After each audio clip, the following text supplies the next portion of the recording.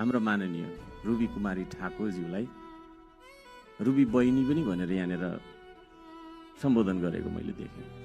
त्यो शब्दलाई खारेज गरियोस्। यहाँ कोही कसैको बहिनी, कोही नातिनी, होइन, कोही बाजे, कोही मामा भान्जा भन्ने हिसाबले हामी यहाँ बोल्नु हुँदैन।